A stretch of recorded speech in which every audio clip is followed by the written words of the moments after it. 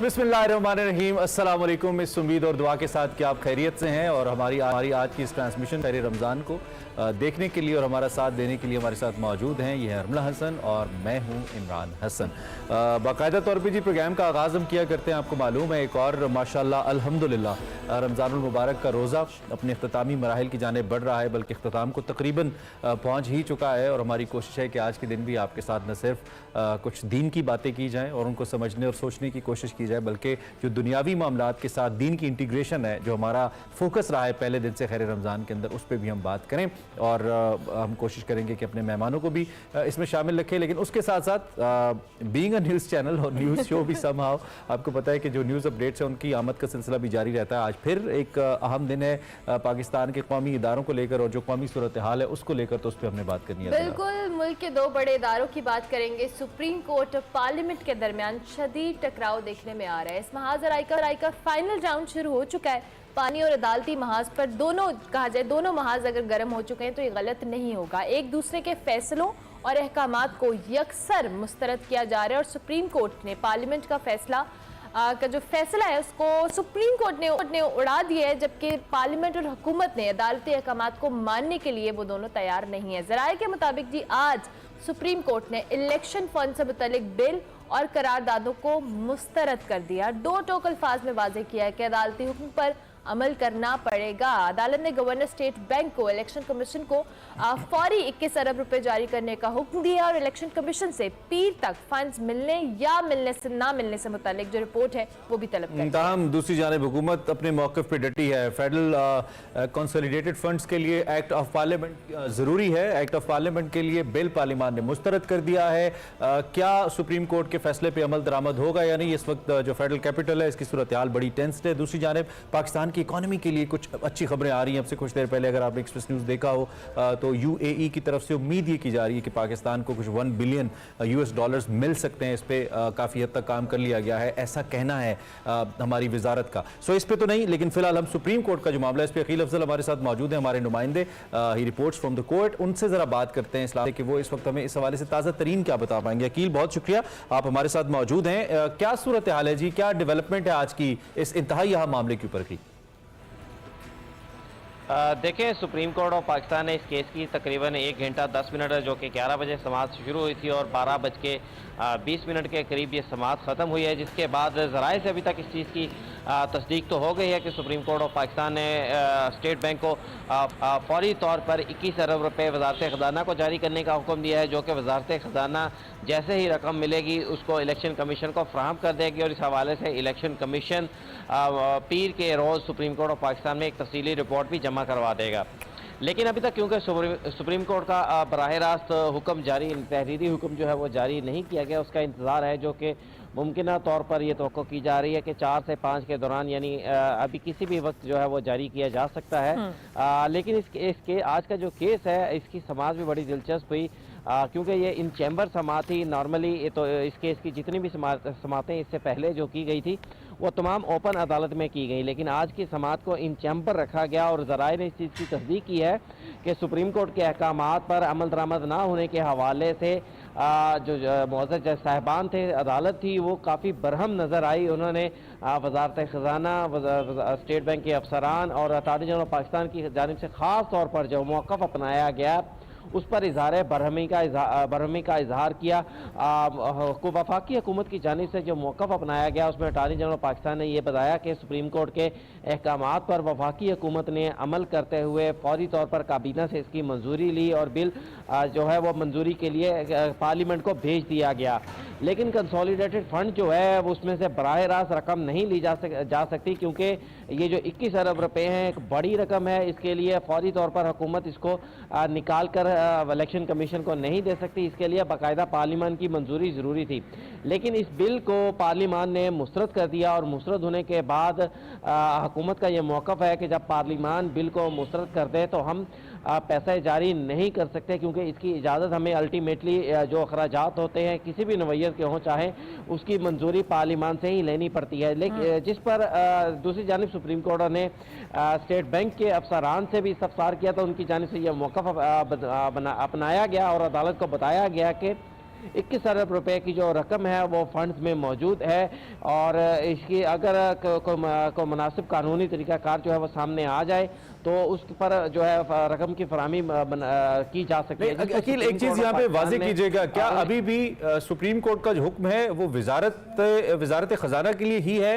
क्योंकि डिस्क्रिशन तो वजारत खजाना, मिनिस्ट्री ऑफ फाइनेंस का है, स्टेट बैंक का की सवाबदीद नहीं है कि वो जारी करे, या अदालत ने गवर्नर स्टेट बैंक को डायरेक्टली इसमें कोई टाइमलाइन दी है?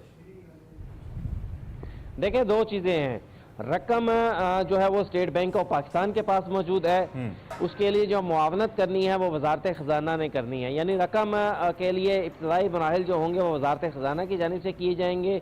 स्टेट बैंक को सुप्रीम कोर्ट के हुक्म की रोशनी के अंदर ऑर्डर किया जाएगा और उसके बाद मुमकिन तौर पर जो स्टेट बैंक है, अगर उसे ऑर्डर ऐसा मौसूल होता है तो वो रकम जो है वजारत खजाना को जारी करेगा और वजारत खजाना रकम मिलते ही इलेक्शन कमीशन को मुंतकिल कर देगी। लेकिन आज दूसरी तरफ पार्लिमान की तरफ भी जो अहम पेशरफ्त है वो ये है कि 5 बजे पार्लिमान का इजलास भी तलब कर लिया गया है, जिससे लग ये रहा है कि शायद हुकूमत भी सुप्रीम कोर्ट का जो मुजव्जा जो हुक्म है, जो मुमकिन हुक्म है, जो कि अभी तो ये की जा रही है कि कुछ देर में जारी हो जाएगा। जिस तरह आपने खुद भी कहा कि पार्लिमानी जो कमेटी का जो इनका इजलास है, पार्लिमान का जो इजलास है और वैसे भी दूसरा जो इजलास जारी है, इस हवाले से भी जो 26 अप्रैल को शेड्यूल था वो आज बुलाया गया है। सो ये जो हुकूमती मौक़िफ़ है इस हवाले से हम जरूर जानना चाहेंगे, क्योंकि जो सुप्रीम कोर्ट का फैसला है उस पर बहुत क्लियर स्टैंड आया था पहले हुकूमत का कि हम इसको नहीं मानेंगे, और अब ये जो मामला अदालत की जानिब से भी पेशरफ्त हुई है, हुकूमती मौक़िफ़ के हवाले से आप हमें क्या अपडेट कर सकते हैं? देखिए, हुकूमत के दो मौक़िफ़ होते हैं, एक तो जो सियासी और एक जो असूली जो मौक़िफ़ होता है जो कि अदालतों के अंदर अपनाया जा रहा है। सियासी तौर पर वज़रा ने ये तकरीरें ज़रूर की थी कि हम ये फ़ंड्स जारी नहीं करेंगे, हम इस हुक्म को नहीं मानते, लेकिन जब आज अदालत के अंदर ये केस चला तो इन चैम्बर ही था, लेकिन जो रिपोर्ट हमें ज़राए से मौसूल हुई है उसमें ये चीज़ बड़ी वाज़े तौर पर हुकूमत की जानिब से मौक़िफ़ अपनाया गया है कि सुप्रीम कोर्ट के 4 अप्रैल के 21 अरब रुपये जारी करने के हुक्म पर उन्होंने अमल दरामद करने की पूरे खुलूस नीयत से कोशिश की है। और ये कहा है कि हमने इसके हवाले से काबीना को मंजूरी भी दी और मंजूरी देने के बाद पार्लिमान को भिजवा दिया, लेकिन जब पार्लिमान ने बिल रोक दिया, मुस्तरद कर दिया, तो उसके बाद हुकूमत का ये मौक़िफ़ है कि उनके भी हाथ कट के पार्लिमान की मंजूरी के बरखिलाफ वो रकम जारी नहीं कर सकते, जिस पर ही सुप्रीम कोर्ट ने के मोअज़्ज़ज़ साहिबान ने गवर्नर स्टेट बैंक के जो अफसरान थे उन्हें और वजारत खजाना के अफसरान को यह हदायत जारी की कि फौरी तौर पर जाएँ और ये इक़दाम करें, ये रकम मुंतकिल की जाए। ज़राए ने इस बात की भी तस्दीक की है कि जो हुकाम थे वजारत खजाना और स्टेट बैंक के, उनकी जानिब से बाकायदा ये इस्तदा की गई कि आप हमें तहरीरी तौर पर ऑर्डर जारी करें, अदालत तहरीरी तौर पर ऑर्डर जारी करे जिसको मद्देनजर रखते हुए तमाम इक़दाम किए जाएँ, जिस पर मुअज़्ज़ज़ साहिबान ने ये कहा कि हम जो आपको कह रहे हैं यही तहरीरी हुक्म में भी शामिल होगा और तहरीरी हुक्म आज शाम तक जारी कर दिया जाएगा। तो तवक्को ये की जा रही है कि आज शाम 4 से 5 या 4 से 6 उससे 1 से 2 घंटों के दरमियान ये हुक्म जो है वो जारी कर दिया जाएगा, जिसमें यही हुक्म दिया जाएगा कि फौरी तौर पर ये जो रकम है 21 अरब रुपए की ये जारी की जाए। लेकिन अब देखना ये है कि दूसरी जानिब से पार्लियामेंट का इजलास भी जिसको आज फौरी तौर पर 5 बजे तलब कर लिया गया है, उस पार्लियामेंट के इजलास में हुकूमत की जानिब से क्या हिकमत अमली अपनाई जा रही है जाती है, क्योंकि बज़ाहिर जी क्या अपडेट्स क्या हैं, क्या सारी टॉप लीडरशिप मौजूद है इस्लामाबाद में पार्लियामान के इस इजलास में शिरकत के लिए, इंक्लूडिंग आसिफ अली जरदारी साहब, बिलावल भुट्टो, शहबाज शरीफ, प्राइम मिनिस्टर, सब मौजूद हैं? देखें, सियासी रहनुमा तो तकरीबन बड़ी तमाम जमातों के मौजूद ही हैं, लेकिन अगर किसी की मौजूदगी नहीं भी होगी तो आजकल टेक्नोलॉजी का दौर है, टेक्नोलॉजी के दौर में वीडियो लिंक के जरिए भी शमूलियत इख्तियार की जा सकती है। लेकिन जो मेन चीज़ है अभी तक बाकायदा, क्योंकि सुप्रीम कोर्ट का हुक्म जारी नहीं हुआ, तमाम पॉलिसियां, तमाम इकदाम या हुकूमत का रद्द अमल जो होगा वो सुप्रीम कोर्ट का। अच्छा अकील, आपने हमें ये भी बताया कि जब कोर्ट को ये बताया गया कि पार्लियामेंट ने इस बिल पर अमल दरामद रोक दिया है तो कोर्ट भरम भी हुई अदालत, मुअज़्ज़ज़ अदालत, तो इस मौके पर क्या रिमार्क्स थे, क्या कहना था अदालत का? देखें, ज़राए ने इस चीज़ की तस्दीक की है कि वज़ारत ख़ज़ाना की जानिब से तो ये मौक़िफ़ अपनाया गया कि हमें रकम को इनिशिएट करने के लिए कंसोलिडेटेड फ़ंड से, फेडरल कंसोलिडेटेड फ़ंड से रकम निकालने के लिए हुकूमत की मंजूरी की ज़रूरत होती है, जिस पर वफाकी हुकूमत ने उसी दौरान मौक़िफ़ ये अपनाया कि हमने बिल मंजूर करते हुए हमने काबीना से मंजूरी लेने के बाद इसको पार्लियामान में पेश किया, लेकिन पार्लियामान ने मुसरत कर दिया और पार्लियामान के अगेंस्ट हम कोई भी अमल नहीं कर सकते। तो इस पर अदालत ने सबसे पहले तो इज़हार बरहमी ये किया कि जब हमारा सुप्रीम कोर्ट ऑफ पाकिस्तान का हुक्म था कि 10 अप्रैल तक 21 अरब रुपए इलेक्शन कमीशन को जारी किए जाएं, तो ये हुक्म पर अमल दरामद क्यों नहीं किया गया। और ये भी कहा गया कि ये सुप्रीम कोर्ट के हुक्म पर अमल दरामद ना करने के जो नताइज हैं वो भी सबके सामने हैं। लेकिन सुप्रीम कोर्ट का जो हुक्म आया था उसमें एक चीज़ बड़ी वाज़ेह तौर पर लिखी थी कि सुप्रीम कोर्ट तौहीन अदालत की कार्रवाई की निस्बत फंड्स की फराहमी को ज़्यादा इंपॉर्टेंस दे रही है। इस वक्त सुप्रीम कोर्ट की जो तवज्जो है वो सिर्फ और सिर्फ इस चीज़ के ऊपर है कि किसी तरह से फंड्स इलेक्शन कमीशन को मौसूल हो, और इलेक्शन कमीशन फंड्स मौसूल होने पर जो 14 मई की जो तारीख है उसको करते हुए इंतखाबात का इनकाद, पुरअमन और शफाफ इंतखाबात का इनकाद मुमकिन करवा सके। इसीलिए सुप्रीम कोर्ट की सारी कोशिश ये है कि तौहीन अदालत की कार्रवाई में जाकर वक्त ज़ाया करने से बेहतर है कि जो अदालत जो इदारे हैं, जो हुकूमत है उसके ऊपर उसको अहकामात जारी करके बाकायदा फंड्स का आपने जैसा कि कहा कि आज अगर मुमकिन तौर पर इसका तहरीरी ऑर्डर भी अब से कुछ देर के बाद मुतवक्के है कि वो जारी कर दिया जाएगा। क्या उस तहरीरी ऑर्डर के मुताबिक कोई टाइमलाइन भी मुतवक्के है आज फिर मुअज़्ज़ज़ अदालत की जानिब से, या फिर महज जल्द अज जल्द का सीगा इस्तेमाल किया गया है उसके अंदर भी? देखें, मुमकिन तौर पर क्योंकि ये तमाम खबरें जो हैं ये ज़राए से ही सामने आ रही हैं, ज़राए से ही मालूमात मिल रही हैं, तो यही बताया गया कि पीर तक की डेडलाइन है। पीर को इलेक्शन कमीशन दोबारा रकम की मसूली के हवाले से इंफॉर्मेशन देगा। मैं आपको ये बता रहा था कि सुप्रीम कोर्ट के हुक्म के ऊपर अगर अमल नहीं किया जाता तो अल्टीमेटली होगा क्या, मेरे ख्याल से फिर सुप्रीम कोर्ट के पास भी तौहीन अदालत की कार्रवाई करने के अलावा कोई ऑप्शन नहीं रहेगा। और वह तौहीन अदालत की कार्रवाई वफाकी हुकूमत के खिलाफ होती है, प्राइम मिनिस्टर के खिलाफ होती है, वजीर खजाना के खिलाफ होती है, गवर्नर स्टेट बैंक के खिलाफ होती है, सेक्रेटरी इलेक्शन कमीशन के खिलाफ होती है, या जो सेक्रेटरी फाइनेंस है उनके खिलाफ होती है। ये आइंदा कुछ दिन हमें इंतजार करना पड़ेगा, लेकिन फाइनलाइज हो जाएगा। ठीक हो गया, बहुत शुक्रिया अकील, आप हमें अपडेट कर रहे थे जो सूरत हाल है उसके हवाले से। जो भी अपडेट्स आती रहेंगे हम आपके साथ शेयर करते रहेंगे। वक्त हुआ एक ब्रेक का, आप देखते रहिए खैर रमज़ान।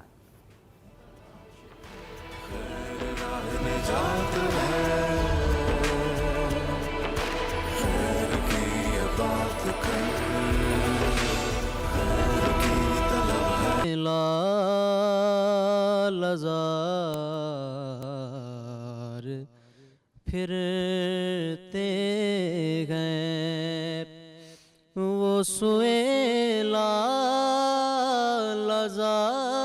फिरते हैं, वो सुए लालजार फिरते हैं। तेरे दिन ए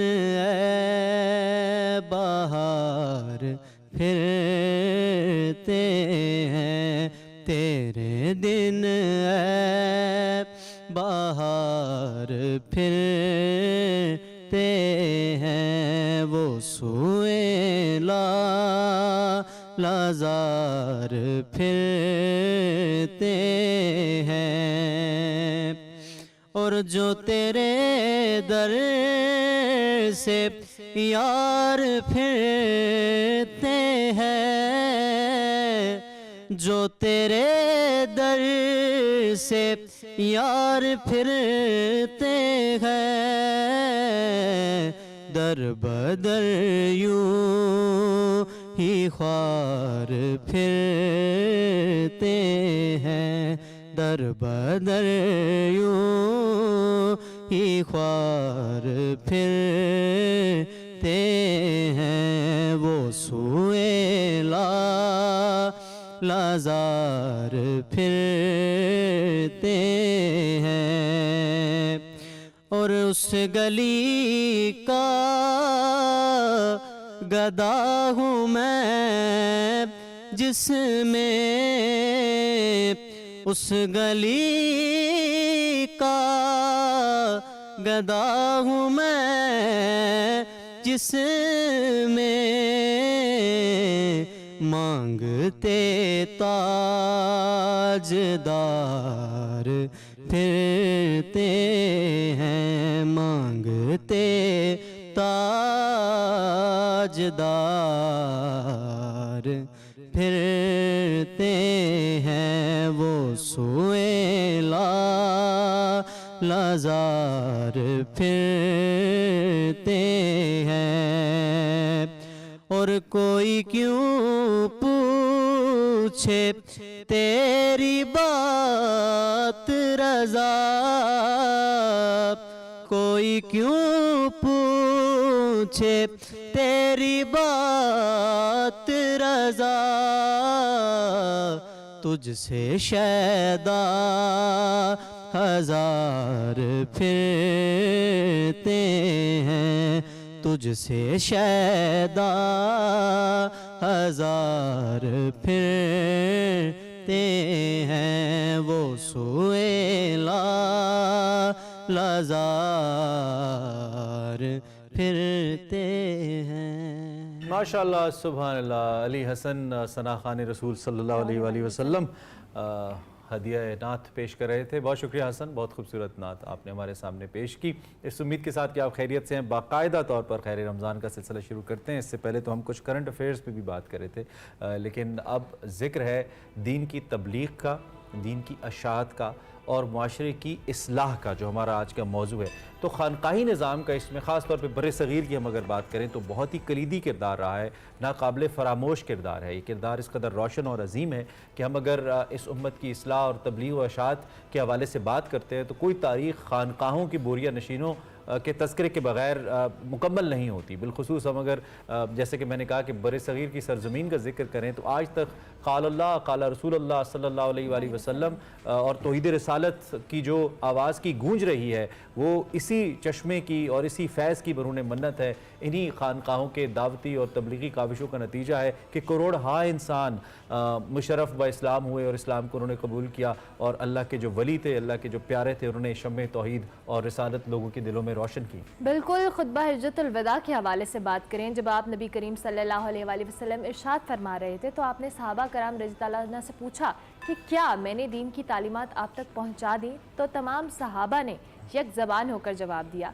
कि आपने ये पैगाम हक़ पहुँचाने का हक़ अदा कर दिया है, ये पैगाम हक़ पहुँचाने का हक़ अदा कर दिया। फिर 3 दफ़ा आपने आसमान की तरफ उंगली से इशारा किया और कहा कि बारगाह इलाही में इल्तिजा की कि ए रब्बे ज़ुल जलाल तू भी गवाह रहना। बाद अज़ा आपने जब जुमला हाजरीन को सिखाया कि ये इरशाद फरमाया कि जो यहाँ मौजूद हैं वो ये पैगाम उन लोगों तक पहुँचाते रहें जो यहाँ मौजूद नहीं हैं।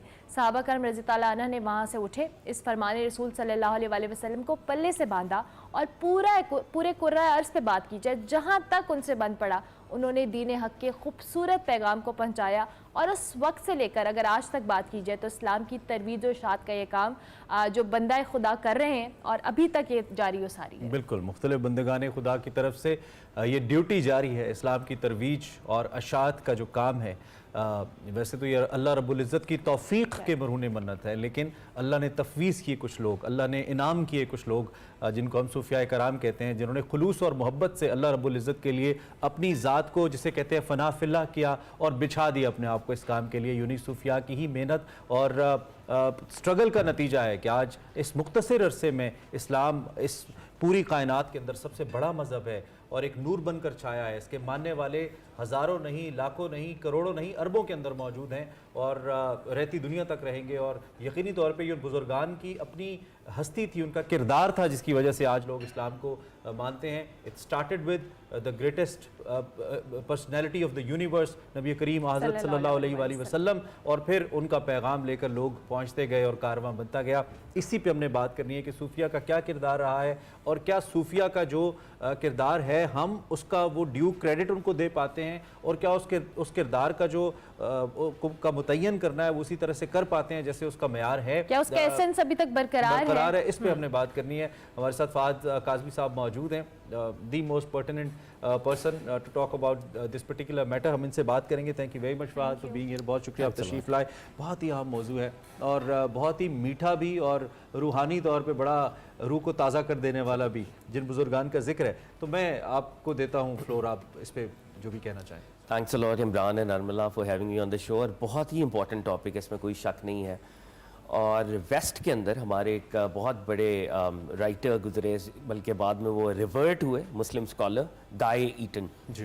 वो अपनी किताब में लिखते हैं कि इस वक्त इस्लाम तेज़ी से फैल रहा है वेस्ट में, और वो जो तेज़ी से फैलता हुआ इस्लाम है वो मिस्टिकल डायमेंशन ऑफ इस्लाम है।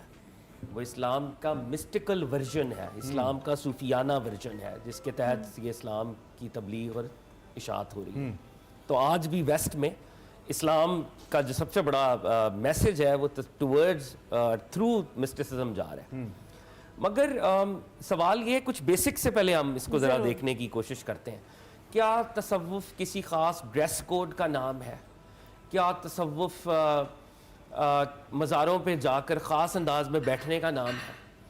क्या तसव्वुफ वाला आदमी उसने गले में बड़े बड़े मनके डाले होते हैं, या वो कोई ख़ास काला किस्म का या चोला पहना होता है? ये these are questions that we need to ask, and these are very important questions.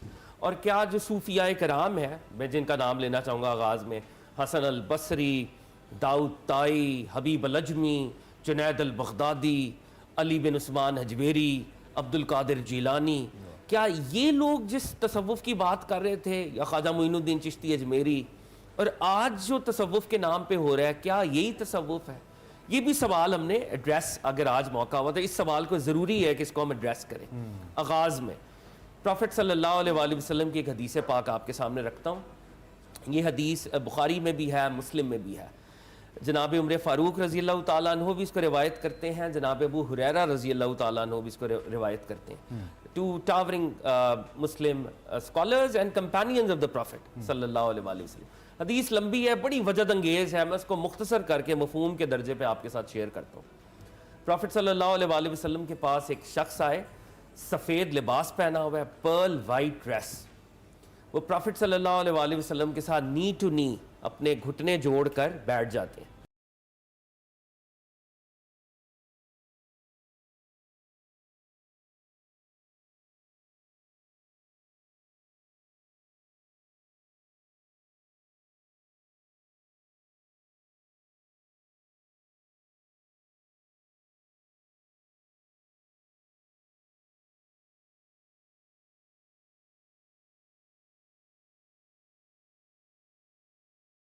ईमान क्या है? तो प्रॉफिट सल्लल्लाहु अलैहि वसल्लम फरमाते हैं, अल्लाह पर ईमान लाना, उसके फरिश्तों पर ईमान लाना, उसके नबियों पर ईमान लाना, उसकी किताबों पर ईमान लाना, रोज़े क़यामत पर ईमान लाना, तकदीर अल्लाह की तरफ से है उस पर ईमान लाना। और इस तरह से आप इरशादात फरमाते हैं। तो वो कहते हैं कि जी बिल्कुल ठीक, आप सही फरमा रहे हैं, ऐसा ही है। सहाबा इसको नोटिस करते हैं। फिर तीसरा सवाल वो करते हैं, या रसूल अल्लाह सल्लल्लाहु अलैहि वसल्लम, एहसान क्या है? एहसान हुस्न से है। किसी भी फिनोमेनन की सुपरलेटिव डिग्री को हम एहसान कहते हैं।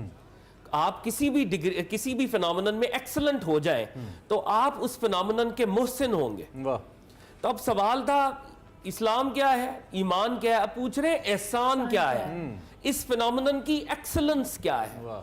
तो सरकार दो आलम सल्लल्लाहु अलैहि वसल्लम ने फरमाया, अल्लाह की इबादत ऐसे करो गोया तुम उसको देख रहे हो, पर ना कम से कम ये शऊर बेदार हो जाए वो तुम्हें हर वक्त देख रहा है। ये शऊर की बेदारी।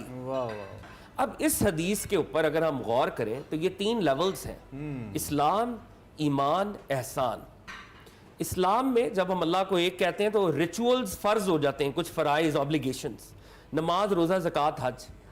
इससे जो इल्मी वर्सा, इल्मी रवायत सामने आती है वो फ़िक़्ह की रवायत है। स्कॉलर्स ऑफ मुस्लिम लॉ, मैं हनफी हूं, मैं शाफी हूं, मैं जाफरी हूं, मैं हम्बली हूं, ये फिक्र का मामला है कि मैं नमाज कैसे पढ़ूं, मैं ज़कात कैसे दूं, और दीगर मामलात में इंटरप्रिटेशंस का फर्क। अल्लाह के नबी ने कहा अल्लाह पर ईमान लाओ, उसके फरिश्तों पर, उसकी किताबों पर, उसके नबियों पर। अब ये बिलीफ का मसला है, मेरे अकीदे का मसला है, अकायद। इससे एक नया स्ट्रीम ऑफ नॉलेज मुसलमानों ने डेवलप की जिसको हम इल्मुल कलाम कहते हैं, अकायद का इल्म कहते हैं, इल्मुल अकीदा कहते हैं। उसके अलहदा से स्कॉलर्स हैं। और ये जो प्रॉफिट सल्लल्लाहु अलैहि वसल्लम ने फरमाया, अल्लाह की इबादत ऐसे करो गोया तुम उसको देख रहे हो, ये दर्जा एक कमाल है। वाह वाह वाह। इसके भी स्कॉलर्स हैं और वो स्कॉलर्स मोहसिनीन, उनका मॉडर्न नाम सूफिया कराम है। वाह। सूफिया कराम इंसान को इस दुनिया में रब्बुल इज्जत की बारगाह में हाजिर करना चाहते हैं। ये उनका बुनियादी मकसद है, people with excellence. The people with excellence. और ये जो रिवायत मैंने आपके सामने रखी, जब वो साहब चले गए पर्ल वाइट ड्रेस वाले, तो प्रॉफिट सल्लल्लाहु अलैहि वसल्लम ने पूछा कि मेरे साहबियों पता है ये कौन था? उन्होंने कहा या रसूलल्लाह आप बताएं। आपने फरमाया ये एंजल्स का सरदार जिब्रील था जो तुम्हें तुम्हारा दीन सिखाने आया था। तो it was a dialogue between chief of angels and chief of the prophets. Hadith Jibreel इसको हमारे हदीस के लिटरेचर में कहते हैं। तो हदीस जिब्रील हमें यह बता रही है कि दीन के अंदर एक मुस्तकिल तबका ऐसा होगा जो आपको अल्लाह की बारगाह में हाजिर करना चाहता है। और अल्लाह की बारगाह में जब वो हाजिर होते हैं तो आप एक यूनिवर्सल दर्जे पे हाजिर होते हैं। फिर आपकी ये जो छोटे छोटे नैरो आइडेंटिटीज होती है ना फिक की, वो कहीं बहुत पीछे वो बहुत पीछे रह जाती है। वाह, इतना जबरदस्त टॉपिक का इंट्रोडक्शन फादने में कराया हमने। इस पे भी मजीद भी बात करनी और मुख्तलिफ एस्पेक्ट्स को हम डिस्कस करेंगे। वक्त हुआ एक ब्रेक का, ब्रेक के बाद वापस आएंगे। आप देखते रहिए खैर मज़ा।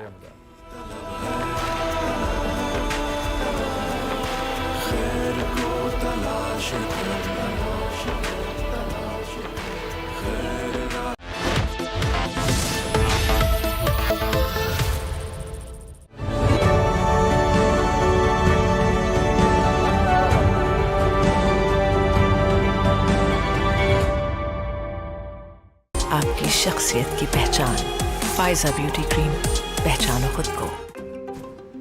कभी महसूस किया है कि जब आपकी वजह से कोई और यूं ही मुस्कुरा दे? शायद ये खुशी बयान भी नहीं की जा सकती। समझो हम ऐसे ही एक मुस्कुराहट के लिए एक नया रास्ता निकाल लाए। इस रमजान हर कोका कोला के बदले हम करेंगे 1 मील डोनेट आपकी तरफ से किसी मुस्तहक को, एक मुस्कुराहट के लिए।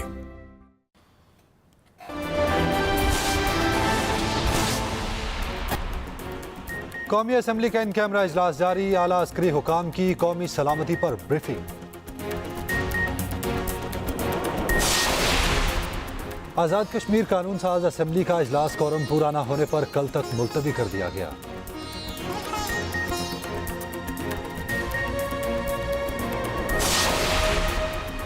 और कौमी असम्बली का हंगामी इजलास दोपहर 5 बजे तलब 12 निकाती एजेंडा जारी कर दिया गया।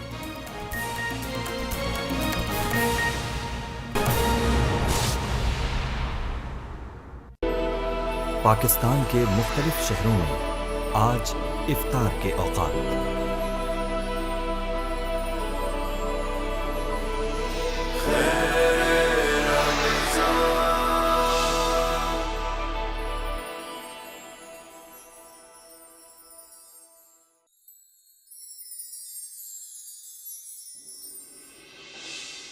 एक मार्के में आप रज़ी अल्लाह ताला अन्हु अपने हरीफ पर गालिब आ गए और उसे कत्ल करना चाहते थे कि उसने जिंदगी से मायूस होकर आपके चेहरे पर थूकने की नापाक जिसारत की। इस पर आप रज़ी अल्लाह ताला अन्हु उस पर कुदरत और काबू पाने के बावजूद उसे छोड़कर अलग खड़े हो गए। वो आपके इस इक़दाम पर हैरत ज़दा रह गया। उसने ताज्जुब का इजहार करते हुए कहा, ए अली, आप मुझ पर मुकम्मल तौर पर काबू पा चुके थे, फिर मुझे जिंदा और आजाद कैसे छोड़ दिया? आप रज़ी अल्लाह ताला अन्हु ने फरमाया, पहले मेरी जंग तुम्हारे साथ महज अल्लाह के लिए थी। अब अगर मैं तुम्हें कत्ल करता तो उसमें जाती इंतकाम का जज्बा शामिल होता, इसलिए मैंने तुम्हें आजाद छोड़ दिया। वो शख्स आपके इस जुर्रतमंदाना इक़दाम से इस कदर मुतासिर हुआ कि वो दायरा इस्लाम में दाखिल हो गया।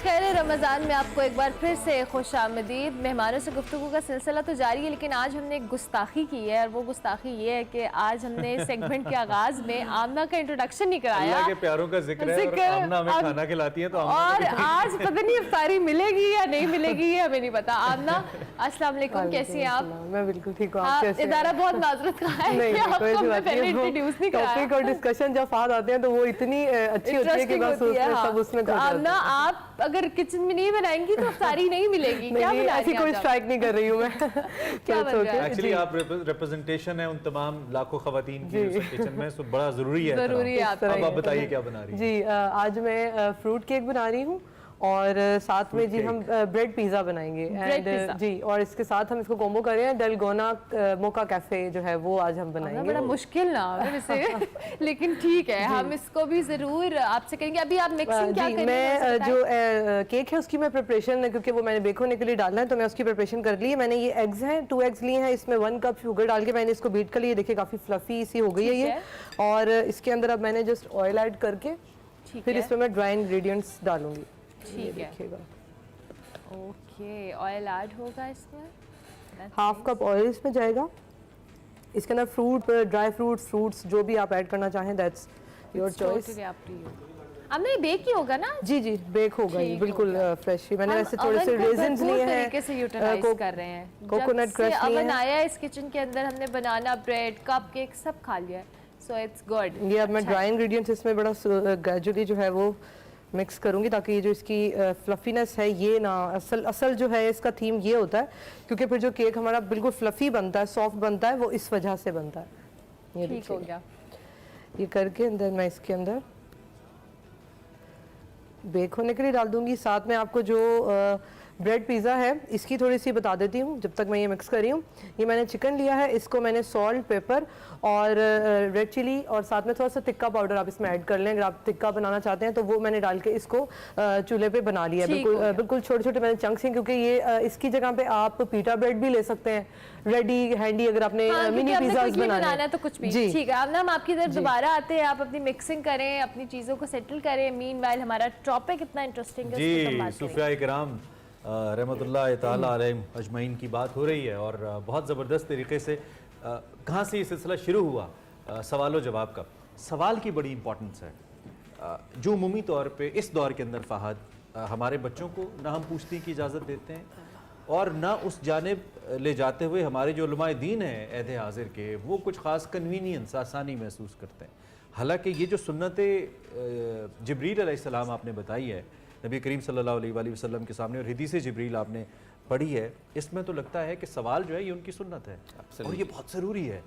तो और फिर सूफिया भी इसको लेकर चले, सवाल करना और सवाल का जवाब देना। क्या इंपॉर्टेंस है जी, और कितना ज़रूरी है बच्चों के अंदर, आजकल मुसलमान बच्चों के अंदर बिलखुसूस और सभी बच्चों के अंदर बिलुमूम सवाल की अर्ज को पैदा करना कि दे शुड आस्क। ये तो एक मुस्तकिल मौजू है, अब अलहदा से एक बहुत बड़ा सवाल आपने कर दिया है।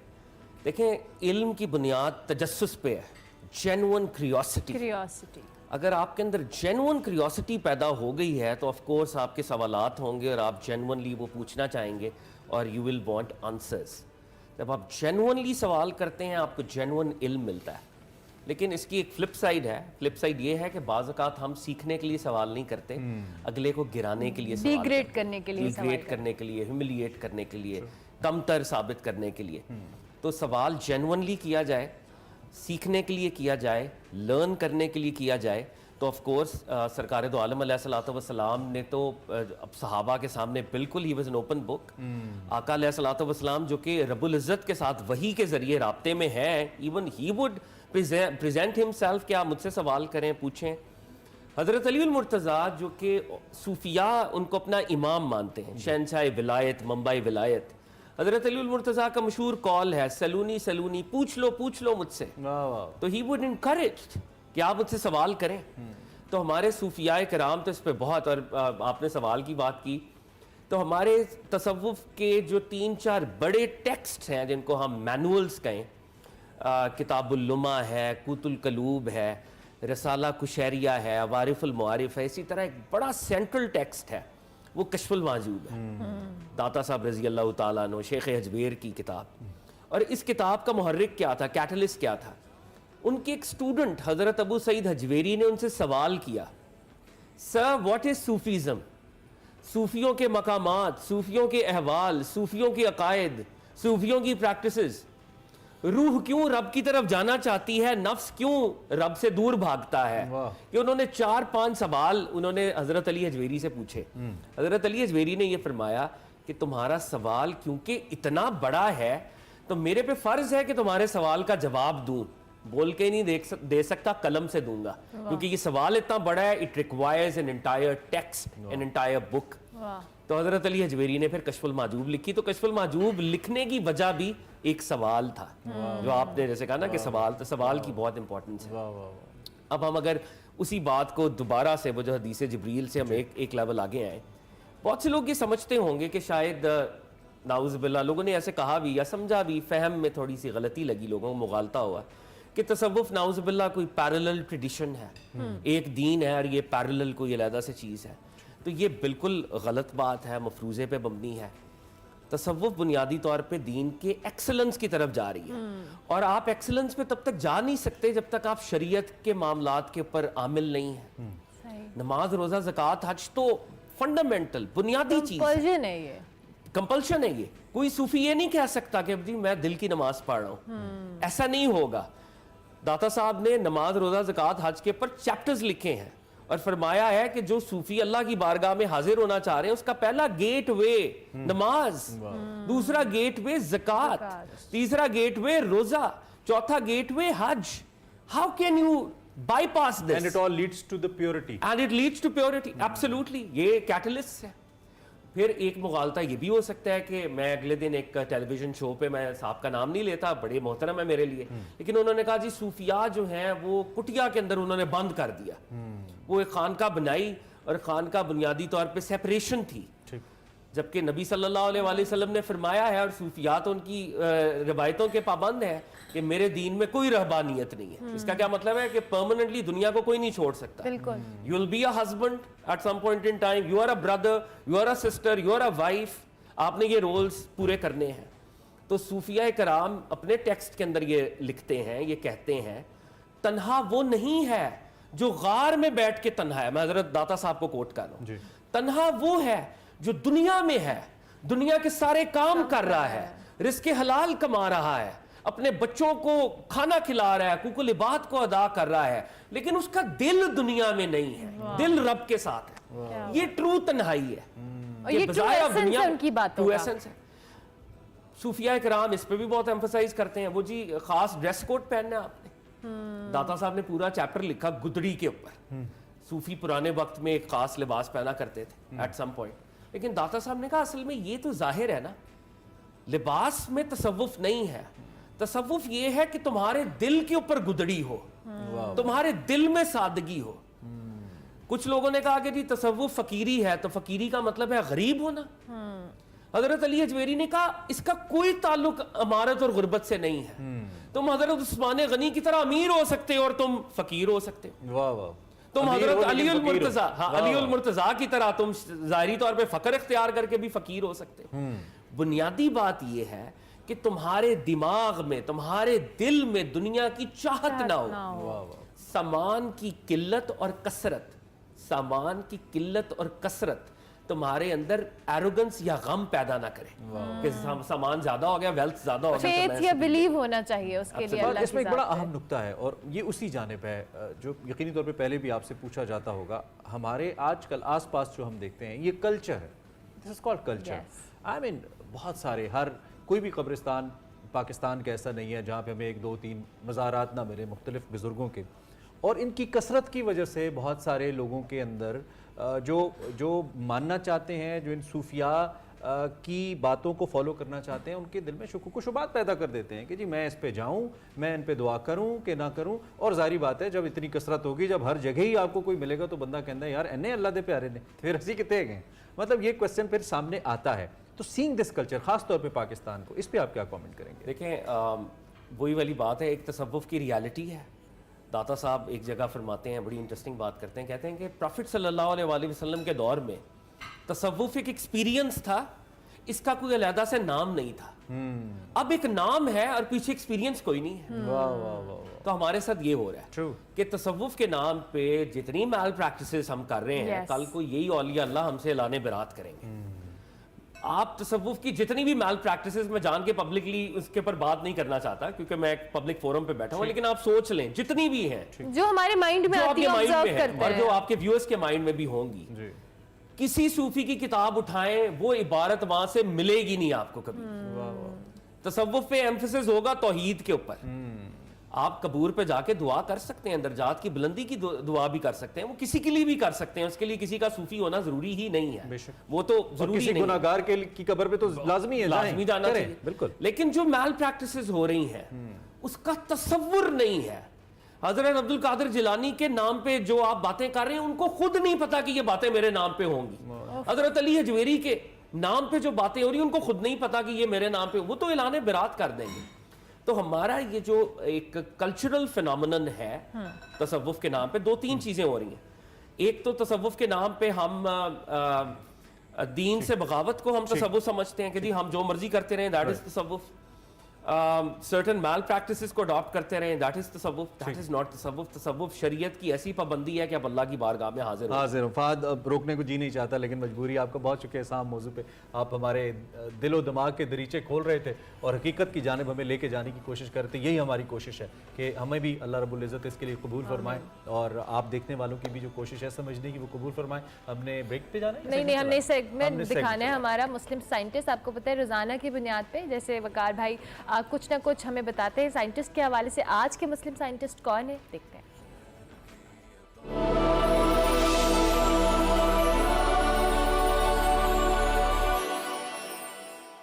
अस्सलाम वालेकुम नाज़रीन, मैं हूं वकार अहमद और आप देख रहे हैं मुसलमान साइंसदान। अजीम मुसलमान साइंसदान 9वीं 10वीं 11वीं सदी ईस्वी जो है, इसको सुनहरी तरीन दौर कहा जाता है, कमाल दौर कहा जाता है, जिन्होंने पूरी इंसानियत जो इस वक्त यहाँ पे हम खड़े हैं तरक्की के हवाले से, उसकी बुनियादें फराहम करने में उन 3 सदियों का बहुत ही अहम तरीन किरदार है।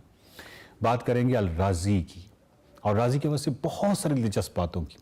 अबू बकर मोहम्मद इब्ने ज़करिया अल राज़ी इनका मुकम्मल नाम है। पैदाइश जो है वो ईरान में हुई 865 में और 925 में इनकी वफ़ात है।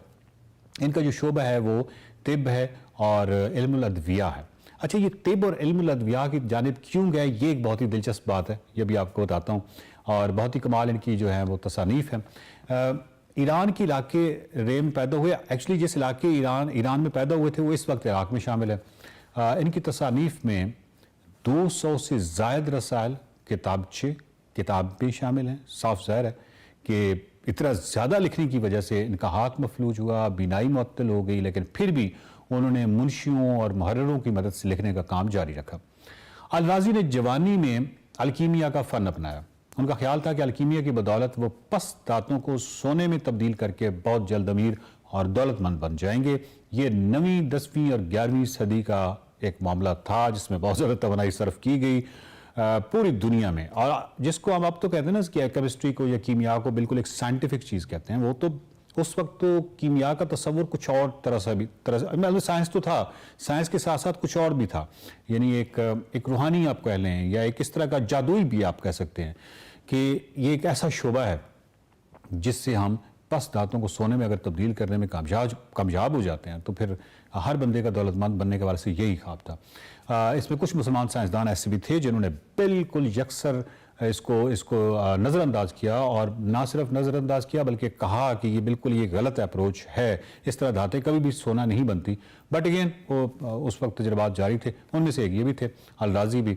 लेकिन फिर अल राज़ी जो है उनकी ज़िंदगी में एक बहुत बड़ा एक चेंज भी आता है, और उस चेंज के हवाले से आपको बताता हूँ कि एक तो वो यही करते थे कि वो जड़ी बूटियों को मिलाकर महीनों तक धात को आग में रखते थे। राज़ी ने भी यही तरीक़ाकार इख्तियार किया। अद्वियात और जड़ी बूटियों के असूल के लिए उन्हें अब डेफिनेटली मुख्तलिफ दवा फरोशों की दुकानों पर जाना पड़ता था, और इसी तरह फिर एक अद्वियात साज से उनकी दोस्ती हो गई, और रफ्ता रफ्ता वो ख़ुद भी इस शोबे से, यानी अब अद्वियात की तरफ जो शोबा था उसमें दिलचस्पी लेने लगे। हुआ ये कि एक दिन कीमियागरी के शौक में आग को फूंके मारते मारते उनकी कुछ आंखें झुलस गईं, ज़ख्मी हो गई। वो इलाज के लिए एक तबीब के पास गए जिसने इलाज के लिए अच्छी खासी फीस तलब की। अब उस वक्त राजी के जहन में ये बात आई कि असल कीमियागरी तो ये है, ना कि जिसमें वो अब तक सर खपाते रहे। चुनाचा राजी ने अब अपनी तवज्जो इल्मी तिब की तहसील में सर्फ कर दी। वो तिब की तालीम के लिए बगदाद गए और उस वक्त बगदाद में फिरदौसुल इक़बत के नामवर मुसन्निफ जिनका हम जिक्र कर चुके हैं अली इब्न रब्बान अल तबरी मौजूद थे। अब राजी इन बुजुर्ग उस्ताद से तिब की जो तमाम रमूज़ हैं इनसे सीखे और बड़ी मेहनत से इसमें कमाल हासिल किया। और इतना कमाल हासिल किया कि 908 में बगदाद का जो मरकज़ी अस्पताल था उसमें उन्हें आला अफसर का ओहदा पेश किया गया, जहाँ वो 14 बरस तक काम करते रहे। ये अरसा उन्होंने तिब्बी तहकीकात में गुजारा और इंसाइक्लोपीडिया ब्रिटानिका के मुताबिक चीचक की जो बीमारी है उसके मुतालिक सबसे ज़्यादा मोतबर बयान जो है वो अल-राज़ी ने 9वीं सदी ईस्वी में दिया। उन्होंने चीचक की अलामात और इलाज भी बताया और अल-राज़ी ने कई एतबार से रवैया साजी की जो इब्तदाई इल्म है उसमें हिस्सा डालते हुए किताबें मुरतब की, जिनमें वो पारे से बनी हुई मरहमों और आलात का जिक्र करते हैं। और ये वो मरहमें हैं, ये वो तरीक़ाकार है जो 20वीं सदी के आगाज़ तक अद्वियात साज जो थे वो इस्तेमाल करते थे। उन्होंने एक काम बड़ा अच्छा किया और अल-राज़ी जो हैं, आप यूँ समझिए कि जो तिब का शोबा था उसके अंदर जो एक अखलाकियात हैं उस पर इन्होंने बहुत ज़्यादा जोर दिया और बहुत सारी जो चीज़ें हैं वो बहुत दुरुस्त की हैं। मिसाल के तौर पे इन्होंने एक काम ये किया कि जो जालसाज थे और ये जो अताई डॉक्टर होते हैं या हकीम होते हैं उन पर तनकीद की और जो इसलिए तनकीद की कि वो शहर शहर और गांव गांव में उस वक्त नुस्खे फ़रोख्त करते थे। इतना इल्म नहीं था उनको, लेकिन वो ये करते थे।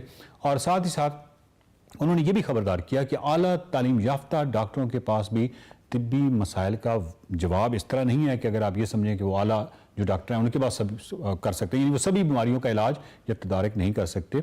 और अल-राज़ी ने उन्हें मशवरा दिया कि ये जो अच्छे डॉक्टर्स थे कि अपने पेशे में ज़्यादा ईमानदार बनने के लिए तिब्बी कुतब का मुताला जारी रखें। उन्होंने काबिल इलाज और जो नाकाबिल इलाज अमराज हैं उनके दरमियान में फ़र्क किया। जो नाकाबिल इलाज हैं उसके मामले में, वो ऐसी बीमारियां जो नाकाबिल इलाज हैं उनके मामले में उन्होंने कैंसर और फोर के जो केसेस हैं उसमें जो नाकाम रहने वाले तबीब हैं उसके बारे में उनको कहा कि इनको बुरा मत कहिए। उसकी वजह ये है क्योंकि लोग एक्सपेक्ट करते थे कि किसी को कैंसर होता था या किसी को इस तरह की बीमारी होती थी तो वो ये एक्सपेक्ट करता था कि डॉक्टर जो है वो जिम्मेदार है अगर वो मरीज़ नहीं बच पाया। तो इसमें उन्होंने एक दर्जा बंदी की कि कुछ काबिल इलाज, कुछ बिल्कुल नाकाबिल इलाज है। इसी हवाले से तिब्बी अखलाकियात के हवाले से वो कहते थे कि तबीब का मकसद जो है वो भलाई करना है, चाहे वो दुश्मन मरीज़ ही क्यों ना हो, और मेरा पेशा किसी को नुकसान पहुंचाने से मना करता है। क्यों? क्योंकि ये नस्ल इंसानी की फलाह और फ़ायदे के लिए बना है। सो ये अजीम साइंसदान जो थे अल-राज़ी, जिसको आपने देखा कि किस तरीके से इनकी ज़िंदगी में एक चेंज आया। पहले ये अलकीमिया में थे और अलकीमिया में भी इनके को ख़ास मकसद था कि धातों को सोने में कैसे तब्दील करना है, आम धातों को सोने में तब्दील कैसे करना है। और उसके बाद ये अद्वियात साज के साथ जो इनकी दोस्ती और उसके बाद इस साइड पे है, लेकिन इस साइड पे उन्होंने कमालात दिखाए और स्पेशली क्योंकि ये अल-तबरी जो है उनके शागिर्द भी थे। सो इनकी किताब जो है वो बहुत ही कमाल है। सो तिब के हवाले से अगर हम देखें, मेडिकल के हवाले से देखें तो तिब के हवाले से भी ये 9वीं 10वीं 11वीं सदी जो थी ये बहुत ही कमाल सदी थी और इसमें अजीम साइंसदानों ने बहुत ही कमाल कारनामे किए। अगली किस्त में किसी और अजीम मुसलमान साइंसदान के साथ हाजिर होगा। देखते रहिए खैर रमज़ान।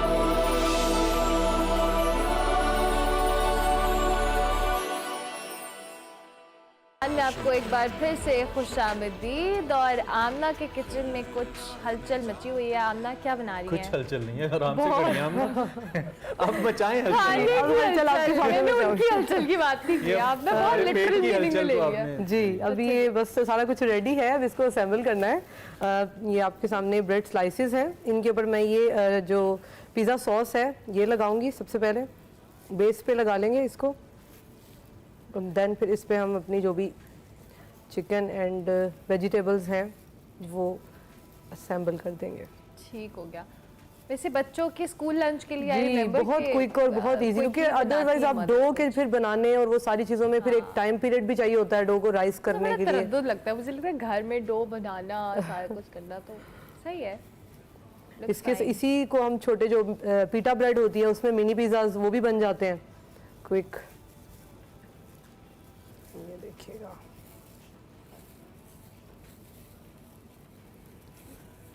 अच्छा चिकन बिल्कुल मैंने छोटे छोटे चंक्स काट लिए थे। यहाँ तो अगर आप आपसे कहना चाह रहे हैं कि आपने ऑयल ऐड करना है इसमें उनको और उनको नहीं ऑयल में मैंने ये बना लिया है कि हमने और ऑयल ऐड करें इसके अंदर। ठीक है, वो मैं इसके ऊपर जस्ट जो है वो ऑयल स्प्रे करेंगे हम इसको बेक करने से पहले। आपकी भरपूर फरमाइश पे ऑयल स्प्रे हो जाए, इससे ज्यादा आप नहीं कर सकते। ये ऑलरेडी जो चिकन है ये इसको आपने बॉईल किया था पहले? नहीं, इसको मैंने ये चंक्स में काटा था। अच्छा। बिल्कुल बोनलेस चिकन लेके एंड देन फिर उसको मैंने थोड़ा सा तिक्का मसाला डाल लें और salt, black pepper, red sauce जो है थोड़ी सी वो डाली है और देन मैंने जो पिज़्ज़ा में चिकन का फ्लेवर होता है कि वही वाला उस तरह से डेवलप किया है इन्होंने, वो ऐड कर किया इसको। ये देखिएगा वेजिटेबल्स जिस तरह से। फर्क इतना है कि आप ब्रेड के ऊपर बना रहे हैं, बाकी तो पिज़्ज़ा पूरा है, बाकी सारा कुछ है पिज़्ज़ा वाला, कुछ वही है, चीज ये सब डलेगा इसके ऊपर। सो रेसिपी कार्ड भी टीवी स्क्रीन पर आया जाएगा भी, और उसमें सारी चीजें ब्रेड पिज़्ज़ा की रेसिपी कार्ड आपकी टीवी स्क्रीन पर है।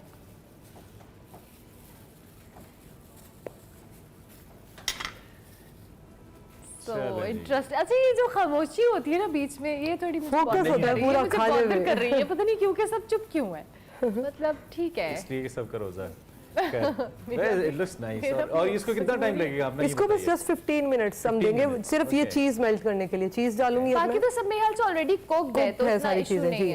सिर्फ चीज मेल्ट करके वो एक, हमने कौन सा चीज ऐड करी है? ये चेडर एंड मोज़रेला मैंने हाफ हाफ का रेशो लिया जी, मिक्स किया। ओके, क्योंकि फ्लेवर जो है वो ज्यादातर चेडर से आता है, बट मोज़रेला से जो एक वो चीजी लेयर्स निकलती हैं, वो पिज़्ज़ा का एक असल एसेंस होता है। पिज़्ज़ा में सारे पैसे ही उस चीज के होते हैं जो नजर आ रही होती है, बाकी तो 6 लोगों की इफ्तारी आज हमारे किचन से कम बन जाएगी, इसका मतलब है। नहीं, हम इसको हाफ ही कर लेंगे। इसको हाफ भी कर सकते हैं। Sharing is caring, you know. Sharing is caring. अच्छा चलिए, आप इसको ओवन में रखेंगी, मीनवाइल हम अपनी बाकी जो हमारे पास मौजूद है गेस्ट उनसे बात कर लेते हैं, और आपके साथ हम मजीद डिस्कशन करते रहेंगे ऑन एंड ऑफ। जी बिल्कुल बिल्कुल, चलें जी, wish you all the best. Amna देखते हैं क्या किस तरह की शक्ल बन के सामने आती है और फिर आगे बढ़ेंगे। इस वक्त हम प्रोग्राम में जिक्र करेंगे कुछ, आपको मालूम है हम रोजाना की बुनियाद पे ऐसे समाजी मौजूदात पे आपसे बात करते हैं जिसका ताल्लुक पाकिस्तान और पाकिस्तान की आवाम से बहुत गहरा है। वो सेहत से भी होते हैं, तालीम से भी होते हैं। ये 2 मौजूदात ख़ास तौर पे हमारे हमने इस पर फोकस किया है। आज भी हम अगर पाकिस्तान की बात करें तो 2 करोड़ बच्चे ऐसे हैं जो इस वक्त स्कूल से बाहर हैं, यानी कि स्कूल्स नहीं जा रहे। ये बच्चे पाकिस्तान का मुस्तकबिल हैं। अगर फौरी तौर पर इन बच्चों पर तवज्जो ना दी गई तो ये जो एसेट है हमारा, ये लाइबिलिटीज़ में तब्दील हो जाएगा। एक रोशन मुस्तकबिल तारीक होने का ख़दशा है, और मुस्तकबिल के जो मेहमार जिनको हम कहते हैं इन बच्चों को, ये सरकारी और नीम सरकारी सतह पर इनको बहुत ज़्यादा ज़रूरत है कि पुश किया जाए टुवर्ड्स स्कूल्स। कोशिशें तो जारी हैं, इन्हीं कोशिशों का हिस्सा एक प्रोग्रेसिव एजुकेशन नेटवर्क जो कि इस पेन फाउंडेशन जिसे कहा जाता है, वो इसके लिए कोशिश कर रहा है कि बच्चों को स्कूल्स की जानिब लेकर जाया जाए। और ये जो कल्चर स्कूलिंग का, ये पाकिस्तान के अंदर बिल्कुल, ये फाउंडेशन जो है सरकारी स्कूलों को अपने अंडर इनके जो तामीर फर्नीचर है, किताबें हैं और दीगर चीज़ें हैं बच्चों की ज़रूरत की होती है, उनको मुहैया करती है। और साथ साथ इनका मकसद भी ये कि तमाम बच्चों को मुफ्त और मयारी तालीम फराम की जाए, ताकि पढ़े लिखे, तरक्की याफ्ता, खुशहाल माशरे में एक रोशन ख्याल पाकिस्तानी कौम के असूल में मदद मिले, और दुनिया हमें इसका जिम्मेदार जो कह लेना करार ना करे। और ऑब्वियसली ये फाउंडेशन जिस तरह से काम कर रहा है ज़रूरी है, बिल्कुल। और इनका गोल है कि 2025 तक 1 मिलियन से ज़्यादा बच्चों को पेन फाउंडेशन के तहत ही स्कूल में दाखिल कराएंगे, और टेक्नोलॉजी पर मबनी जो तालीमी आलात है उसके बाकायदा इस्तेमाल के तौर पे भी इनको प्रैक्टिस कराएंगे। इसी हवाले से हम बात कर लेते हैं, हमारे साथ हमारे गेस्ट मौजूद हैं, डॉक्टर मोहम्मद नजीब खान साहब मौजूद हैं, इनसे हम बात कर लेते हैं। पेन फाउंडेशन के फाउंडर हैं, इनसे हम खुशामदीद कहते हैं, CEO हैं।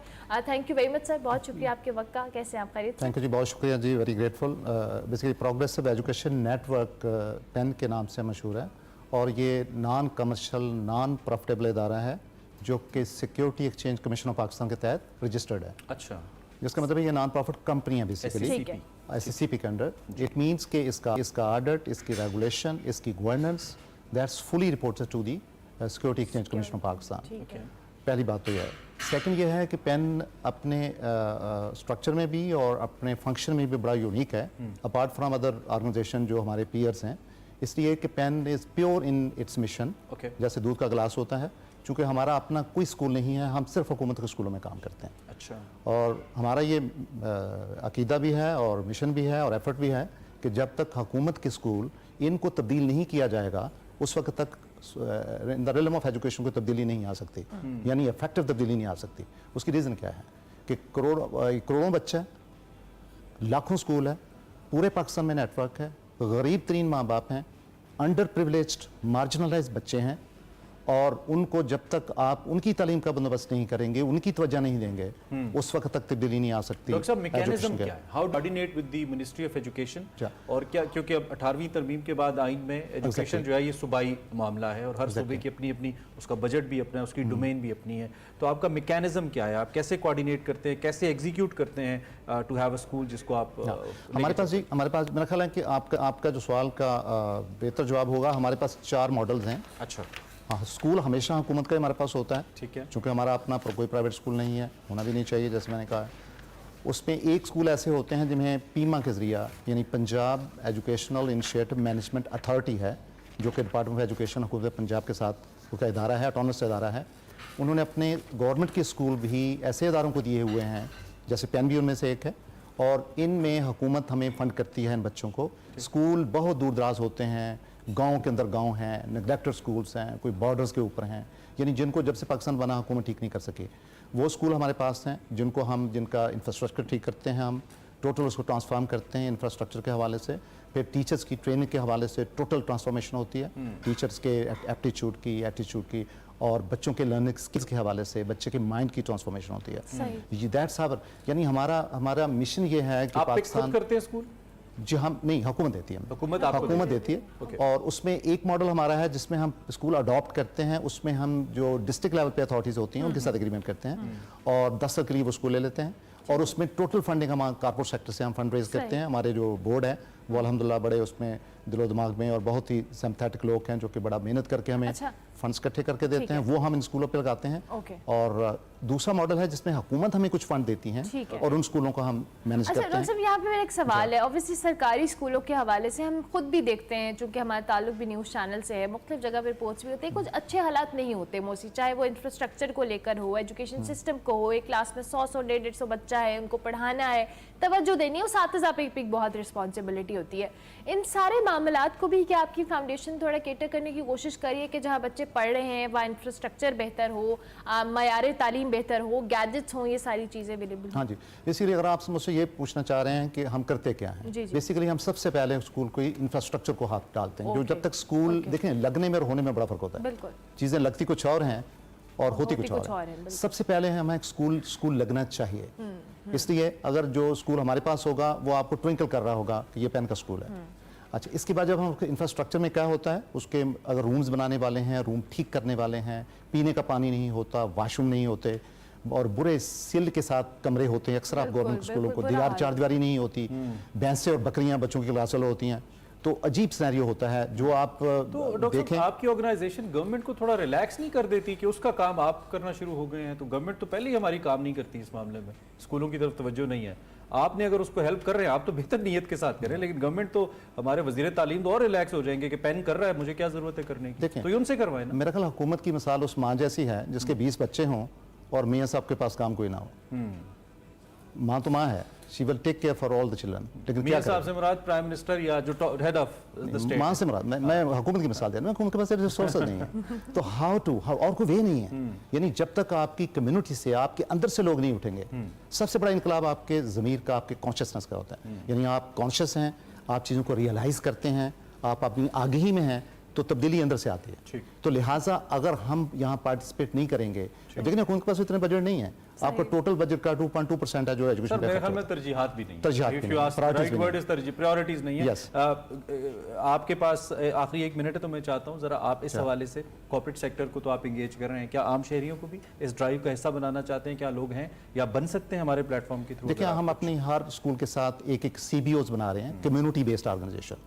वो क्या करेगी, वो ब्रिज करेगी हमारे स्कूल को उस गांव के साथ। ठीक है, हम अपनी टीचर्स को गांव से ही लेते हैं ताकि कम्युनिटी इन्वॉल्वमेंट हो, और हमारी सोशल जो एनरोलमेंट होती है उसमें उनका बहुत ज़्यादा रोल होता है, ताकि हम कम्युनिटी जब तक इन्वॉल्व नहीं करेंगे, आपके पाँव जमीन पे नहीं हो सकते, आपकी एनरोलमेंट नहीं बढ़ सकती। इंटरैक्शन जब कम्युनिटी के साथ नहीं होगी तो अल्हम्दुलिल्लाह हम 20 डिस्ट्रिक्ट में काम कर रहे हैं अभी, 283 स्कूल्स हैं हमारे पास, 75,000 बच्चे हैं, और 2010 में हमने ये शुरू किया है, और पूरा पाकिस्तान हमारी कंस्टिट्यूएंसी है। चूंकि हम बिलीव नहीं करते कि ईंटों पे और सीमेंट पे पैसे लगाए जाएं, ह्यूमन माइंड मैटर्स, इंसान सिर्फ यहाँ पे पड़ा हुआ अपनी अपनी स्टोरी में। So if you invest their, आजकल पेन अकेडमी प्रोजेक्ट हमारा जो कि बड़ा यूनिक है, कि उसमें हम हुकूमत के पूरे सिलेबस को डिजिटलाइज कर रहे हैं ओके और फ्री सोर्स पड़ा हुआ है यूट्यूब पे। तो उसमें और साथ इसके अलावा पेन की जो एफर्ट्स हैं पूरे मतलब अंडर प्रिविलेज बच्चे, दूर दराज बच्चे, फिर साथ हम पूरे इस निसाब को डिजिटल कन्वर्जन्स में ला के बड़े बड़े यानी लाइब्रेरी स्कूलों में बना रहे हैं और टोटल हम अपनी बड़ी बड़ी स्क्रीन्स दे रहे हैं, उसमें डिजिटल बोर्ड्स दे रहे हैं ताकि टच स्क्रीन हो बच्चों से इन टर्म्स ऑफ एक्सपोजर ही आप बहुत अच्छा कर रहे हैं बच्चों के लिए। लर्न तो इंशाल्लाह विद द टाइम करेंगे। समथिंग की वेरी मच आप तशरीफ लाए, हमारी बेस्ट विशेस हैं। और हमने जो कांटेक्ट नंबर्स हैं आपके सामने हमने डिस्प्ले किए हैं। पेन फाउंडेशन, आप इनको सोशल मीडिया पे भी अप्रोच कर सकते हैं। Network, I am sorry just to correct it, it's a network, alright, so you can just have the basic information जी। और आप अगर इस मामले में इस ड्राइव में इनको सपोर्ट करना चाहते हो, मोर देन वेलकम। हम आगे बढ़ते हैं। अब हमारा सेगमेंट है मेरा पाकिस्तान, जो हमने आपको दिखाना है। और आज फैरा मेरा पाकिस्तान में हमें कहाँ लेके जा रही हैं आपको दिखाना? SOS village. SOS village.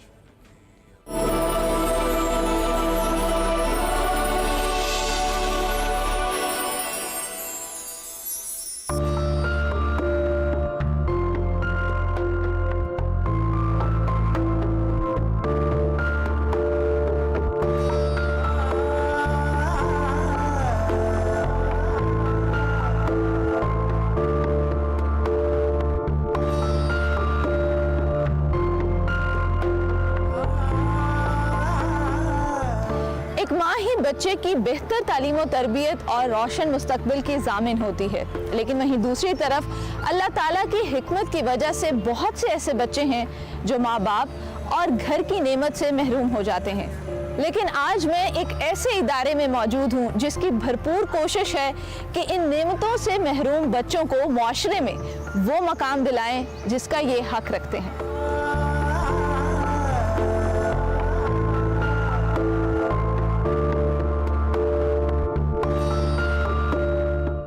इस वक्त SOS विलेज के एक घर के बाहर मैं मौजूद हूँ, तो आइए अंदर चलते हैं और देखते हैं कि बच्चे अपनी माँ के साथ किस तरह से रहते हैं और ख़ास तौर पर रमज़ान में क्या रूटीन होती है उनकी।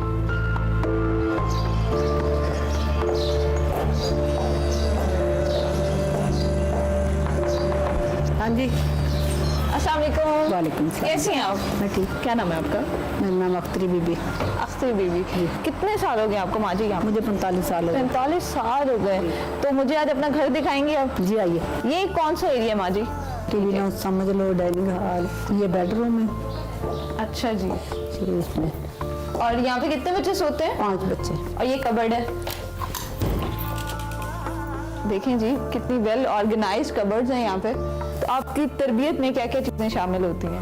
मेरी तरबियत में ये होता है कि उनको पहले तो सफाई के बारे में, खुराक के बारे में, तालीम के बारे में, दीनी तालीम, फिर स्कूल के रात को यूनिफॉर्म करके रखने हैं, फिर आके जो पहने हैं वो करके रखने हैं, नाश्ता करना, नाश्ते से बाद लंच बनाना। अच्छा, इसके अलावा भी कोई बेडरूम है? इसके अलावा दूसरा बेडरूम भी है हमारा।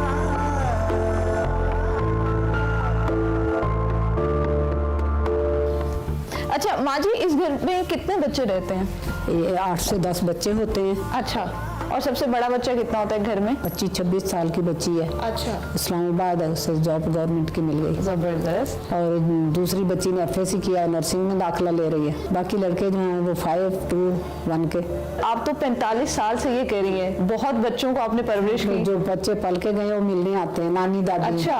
अपने बच्चों की बर्थडे यहाँ करते हैं। रमजान में किस तरह की रूटीन होती है आपकी? सुबह सुबह उठती हैं, बच्चे तो सोए होते हैं, बच्चों को तो उनको भी हम उठाते हैं, उनको भी उठाते हैं ताकि वो ये ना समझें कि मदर और बड़ी बहनें क्या खा रही हैं। चले माँ जी, बाहर बैठ के जरा बातें करते हैं।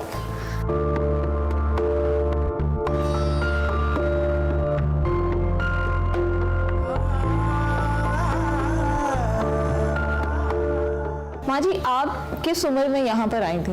मैं 19 साल की एज में यहाँ आई थी। जो बच्चे यहाँ पर मौजूद हैं, अपने माँ बाप से, असल माँ बाप से दूर हैं, उनकी इस कमी को किस तरह से आप पूरा करती हैं कि उनको अपने असल माँ बाप की, अपने घर की याद ना आए? हमारी कोशिश होती है कि हम प्यार दें। आज बच्चा आया, तीसरे दिन वो बच्चा भूल जाएगा पीछे से। कोई मिलने भी आएगा तो उसकी तरफ नहीं देखेगा, वहाँ चीज़ें पकड़ेगा तो माँ की तरफ आ जाएगा। अच्छा, जब बेटियां आती हैं और उनके साथ फिर बच्चे होते हैं, कैसा फील होता है जब आप उनके बच्चों को पकड़ती हैं हाथ? मैं खुश होती हूँ कि मेरे नवासे आए, मेरे पोते आए हैं, मेरी बुआ हैं, मेरे दामाद आए हैं। और मैं आप लोगों को सिर्फ ये कहना चाहूँगी कि जितना हो सके इस रमज़ान के महीने में इन बच्चों की, इस तरह के इदारों की मदद करें, क्योंकि अभी अफ्तारी का टाइम भी कुछ देर बाद होने वाला है। जी जी। तो माँ जी, अभी किचन में हम चलें? चलो।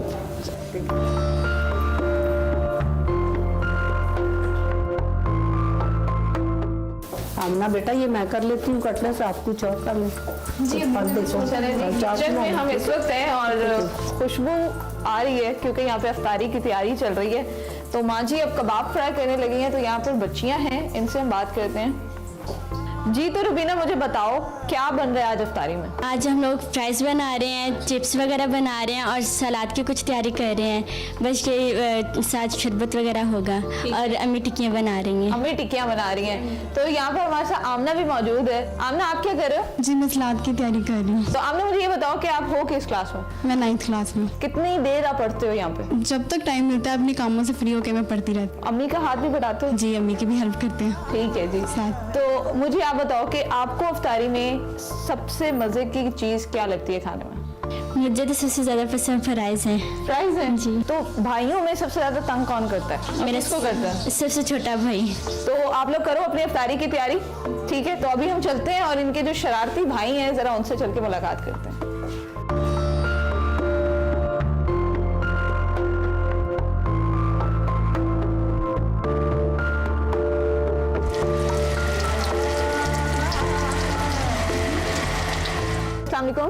वालेकुम सलाम। क्या नाम है आपका? अरफात।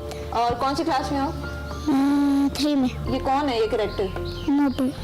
ये मोटू है? नहीं, बॉक्सर। बॉक्सर है। तो अभी हम चलते हैं और यहाँ की जो डायरेक्टर है उनसे चलकर इस विलेज के बारे में मजीद बात करते हैं।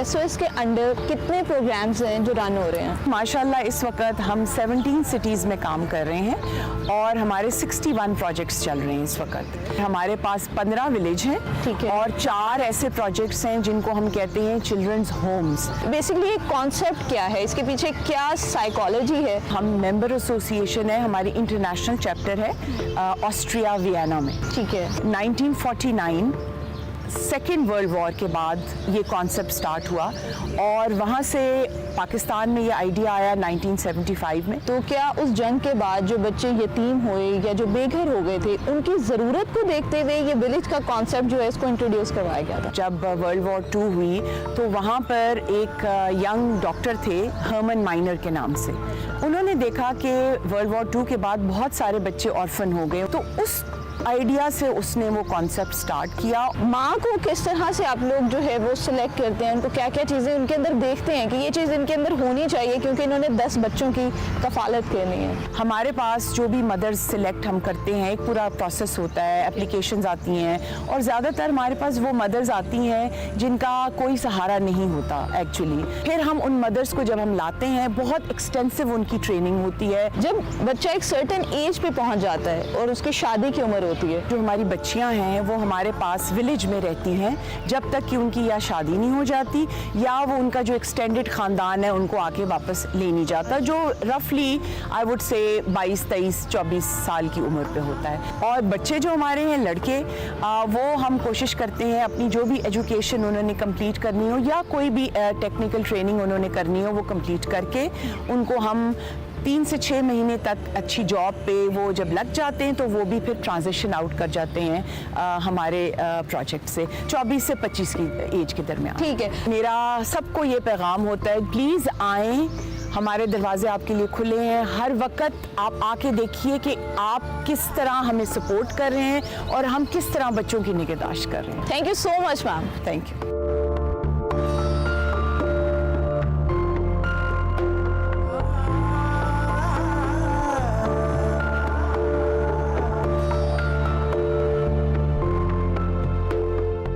दुनिया में सबसे नेक काम एक बच्चे की फलाह है। आज का दिन मैंने SOS विलेज की एक फैमिली के साथ गुजारा और यकीन करें कि मेरे घर में और इन घरों में किसी चीज़ में कोई फ़र्क नहीं है। यहाँ पर एक माँ का प्यार भी है और खाने पीने की वो तमाम अशिया भी हैं जो बच्चों को पसंद है। उम्मीद करती हूँ कि आपको आज का ये सेगमेंट पसंद आया होगा। मुझे दीजिए इजाज़त, अल्लाह हाफ़िज़।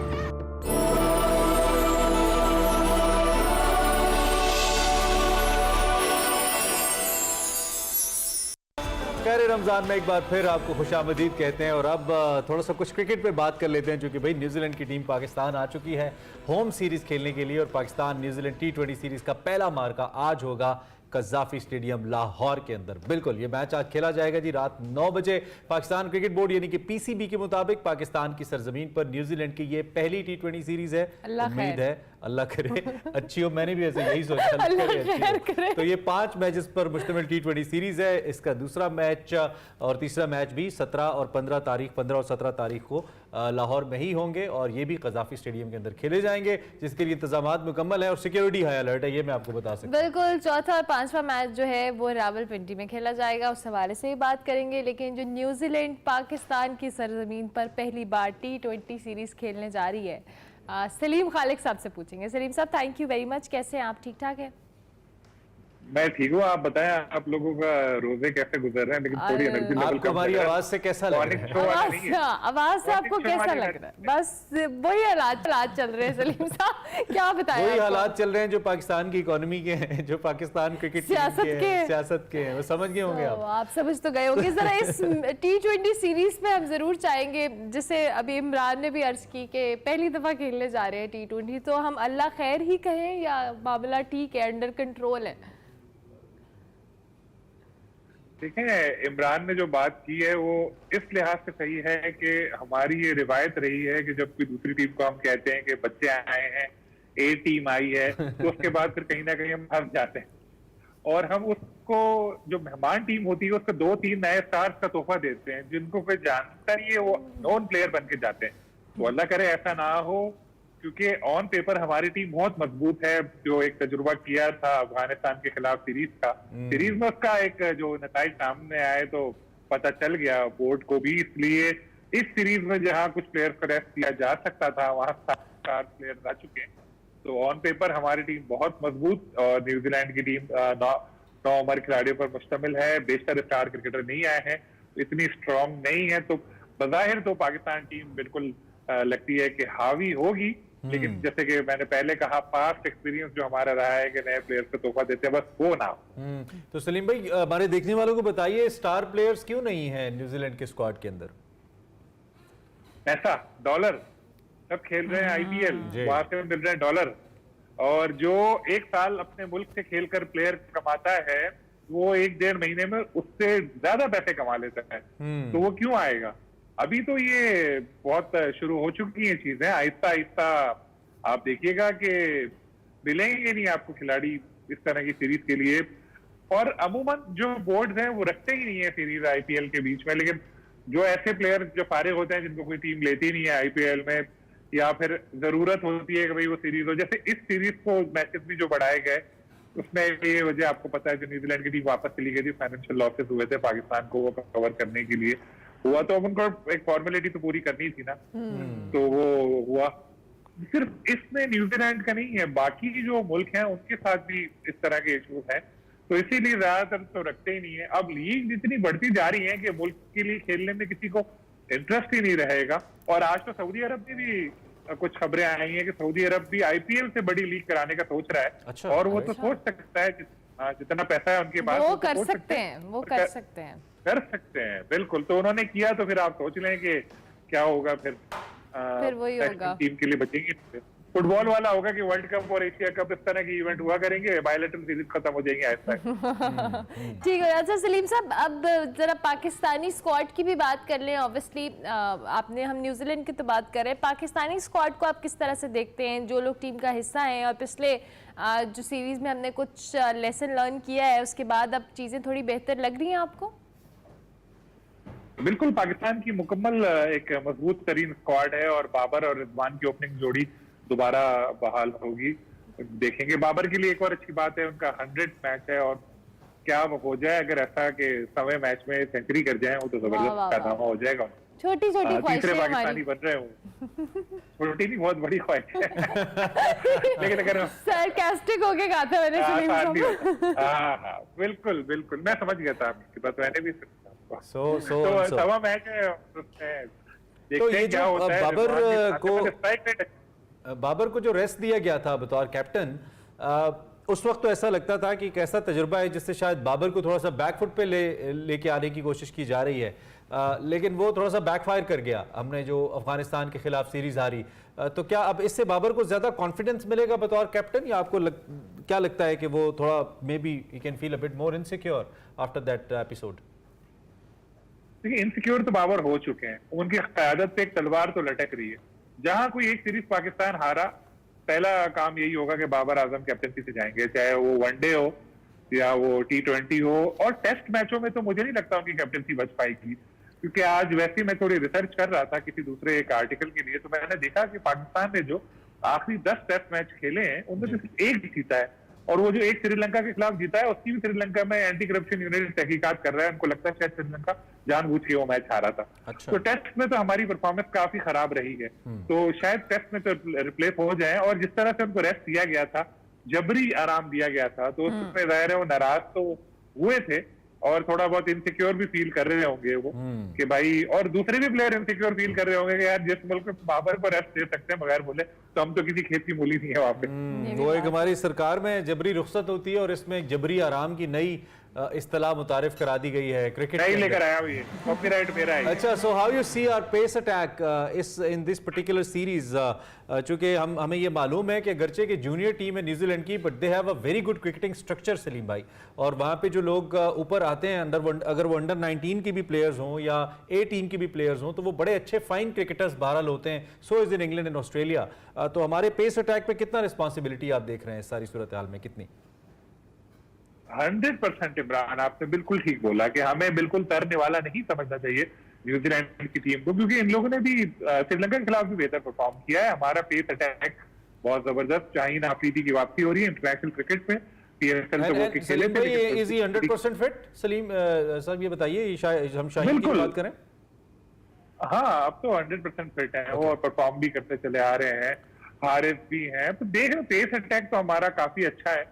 अब देखना ये है कि पिच कैसी है, पिच से किस हद तक मदद मिलेगी। रिवायती तौर पर जो T20 क्रिकेट में पिचेस बनती हैं वो तो फिर ऐसी होती है ना, छक्के चौके, उसमें तो आप कितने भी बड़े बॉलर को ले आओ वो फिर स्ट्रगल करता है।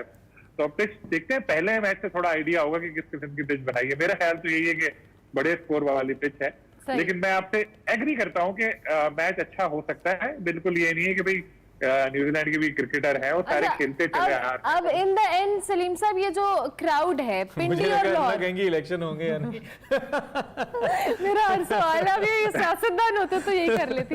अच्छा सलीम साहब, जरा ये बताएं, ऑफ द रिकॉर्ड पूछूंगी। अच्छा ये बताइए, ये जो पिंडी का क्राउड होगा या लाहौर का, हम देखते हैं नॉर्मली इस तरह के मैचेस में क्राउड उस तरह से नहीं आता। आपको लगता है कि क्राउड इस बार अटेंशन? लाहौर तो आएगा, लाहौर आ ही जाएगा वैसे। हाँ, क्या कहेंगे आप?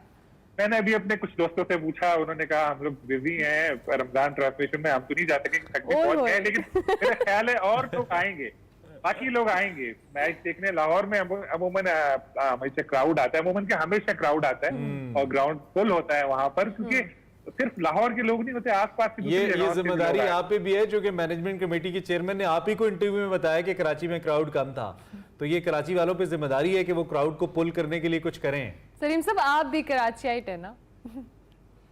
हाँ, कराची में लोग नहीं आ रहे, ये बिल्कुल सही कहा तेरी साहब ने कि ना सिर्फ PSL, उससे पहले भी जो मैचेस हुए कराची में लोग नहीं आ रहे। उसके कई रीजन है जो हम लोग पहले डिस्कस कर चुके हैं कि क्या वजूहात हैं, और सबसे बड़ी वजह जो लगती है वो हालात जो हमारे मुल्क के हैं, तो उसमें टिकट खरीद के फैमिली के साथ आना मुश्किल है। इस दफा अच्छी चीज ये है कि टिकट के रेट जो है वो कम रखे हैं इन्होंने, 250 रुपए का भी टिकट है लाहौर में भी, कराची में भी। अब देखना ये है कि क्या होता है। लाहौर में तो वैसे लोग आ ही जाते हैं, यहाँ पर PSL में भी, अगर पिंडी में भी काफी क्राउड आ जाता है। कराची के हवाले से मैं 100% एग्री करता हूं। चलें सलीम भाई, wish you all the best. जो रेस्ट ऑफ रमजान है आपका बहुत अच्छा गुजरे। थैंक यू वेरी मच, आपने हमें ज्वाइन किया। शायद वो भी न्यूज़ का हिस्सा इंशाल्लाह। तजिए का हिस्सा तो है भाई, तजिए के जरिए तो हम सारे हिस्सा हैं। सलीम खालिद साहब सीनियर स्पोर्ट्स एनालिस्ट हमें अपना तजिया दे रहे थे, और इससे पहले कि हम बिल्कुल कोलैप्स कर जाएं हमारे लिए उम्मीद की एक किरण जो हमारा वेस्ट बनता है वैसे, लेकिन वहां से तुलू होती है और वो आमना की सूरत में। Go to the kitchen oven से जो खुशबू आ रही है उसका क्या करें। आमना आप पिज्जा निकाले यार। जी मैं आपके सामने दोनों चीजें निकाल देती हूँ। आमना पिज्जा निकाल रही है। 1 2 3 सरप्राइज। जो थोड़ी देर पहले बताया था हमने, सरप्राइज है। ये आ गया जी ब्रेड पिज्जा। वाओ, और ये अच्छा लग रहा है। फ्रूट केक भी आ गया निकल के। No difference. केक भी आ गया, लो सब बेक हो गया भाई, हमें तो पता ही चला।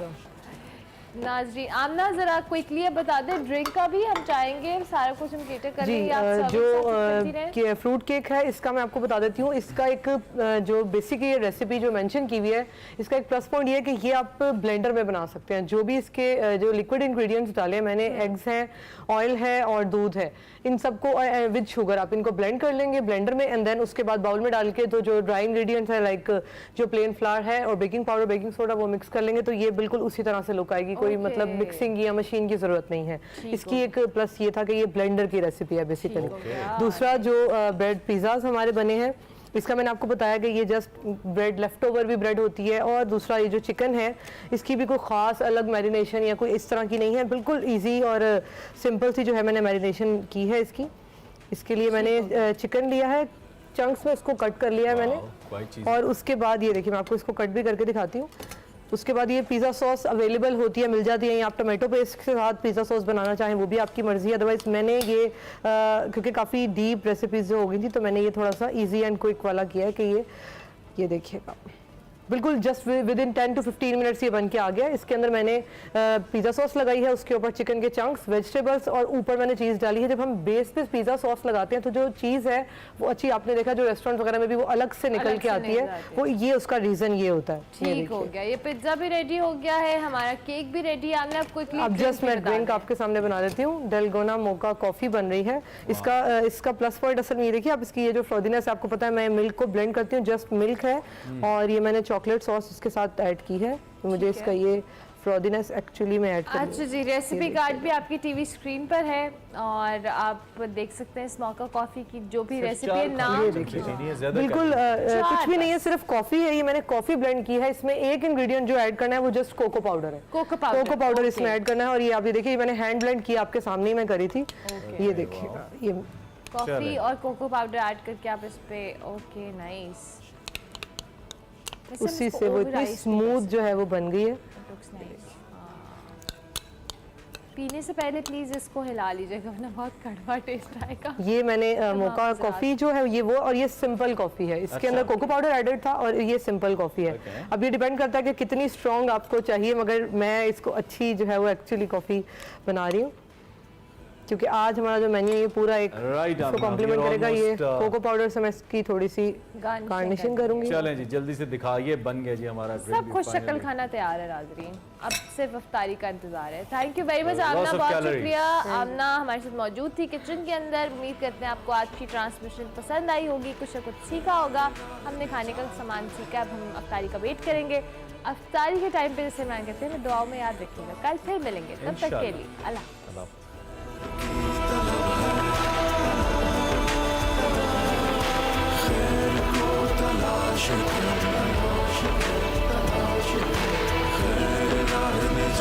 खैर